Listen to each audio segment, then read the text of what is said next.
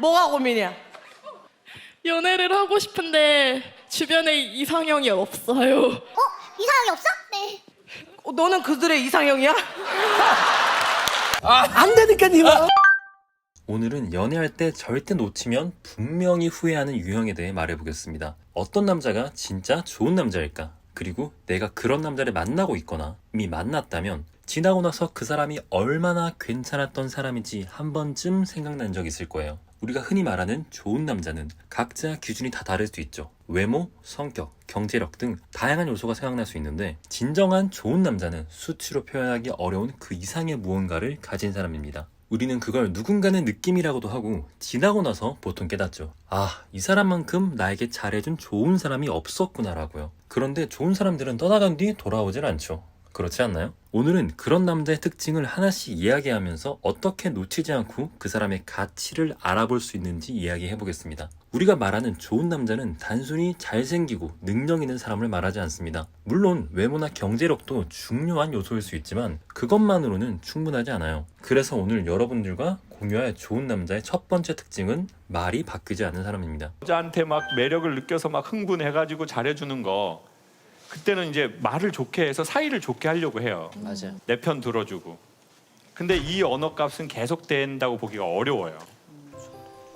도파민이 떨어지면 진짜 이 남자의 언어값이 나와요. 여기서 말하는 말이 바뀌지 않는다는 것은 단순히 말장난을 하거나 거짓말을 한다는 것이 아니라 상대방에 대해 존중과 신뢰를 바탕으로 하는 사람들의 특징입니다. 많은 사람들은 연애 초반에는 다 해줄 것처럼 상대방에게 집중하지만 시간이 지나면서 서서히 그 관심이 사라지는 경우가 많잖아요. 그래서 보통 일반적인 남자들이 가장 많이 듣는 말이 오빠 변했어 라는 말 아닐까요? 반면 말이 바뀌지 않는 사람들은 입에 발린 말을 하지 않아서 조금 재미는 없을지 모르지만 그런 남자들은 처음부터 끝까지 상대방에 대해 꾸준한 태도를 유지합니다. 또 한 가지 중요한 점은 나와 미래를 함께 계획하려는 사람이에요. 우리는 종종 상대방이 나를 가볍게 생각하지 않을까라는 고민을 합니다. 그래서 지난 연애들을 생각해보면 나를 가볍게 생각한 사람들이 늘 본인 위주였고 우리라는 미래를 그려둔 사람이 있었나요? 그 사람은 단순히 현재의 연애에만 집중하는 것이 아니라 나와 함께 앞으로의 삶을 어떻게 살아갈지 구체적으로 생각하고 있습니다.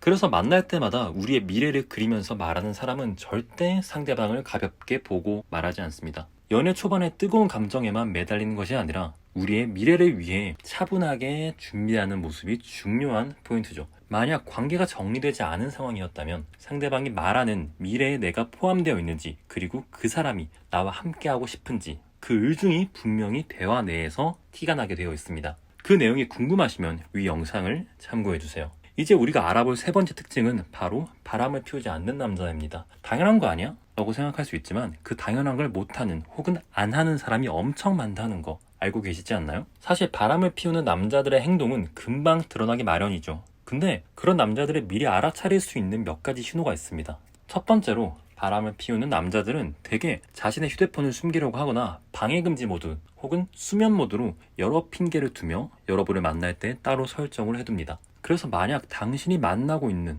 혹은 만났던 사람이 나를 만날 때마다 휴대폰 방해금지 모드나 다른 설정을 해두었다면 업무상 잠금이라는 혹은 데이트에 집중하고 싶다는 말은 100% 핑계입니다. 하지만 신뢰할 수 있는 남자는 그런 사소한 부분에서 휴대폰에 대해 집착이 없다는 특징이 있습니다. 두 번째는 갑작스러운 외모 변화인데요. 물론 꾸미는 걸 좋아하는 사람도 있지만 바람을 피우는 사람들은 갑자기 외모나 스타일을 지나치게 신경 쓰기 시작하는 경우가 많죠. 하지만 우리가 말하고 싶은 좋은 남자는 외적인 변화보다는 내적인 안정감을 더 중요시 여기는 사람들입니다. 이게 가장 중요한 네 번째 특징을 이야기해 보려고 하는데요. 바로 가족처럼 나를 아껴주는 남자입니다. 조금 이해가 안 될 수 있는데 사실 이 부분이 가장 중요합니다. 왜냐하면 이런 남자들은 단순한 연인이 아니라 정말 보호해야 할 소중한 존재로 생각합니다. 여러분 혹시 연예인 커플들 중에 홍현희 씨와 제이슨 부부 아시죠? 이 커플들 보면 제이슨 씨가 정말 홍현희 씨를 소중하게 대하고 마치 가족처럼 돌봐줍니다. 그게 단순히 로맨틱한 사랑을 넘어서는 깊은 애정관계죠.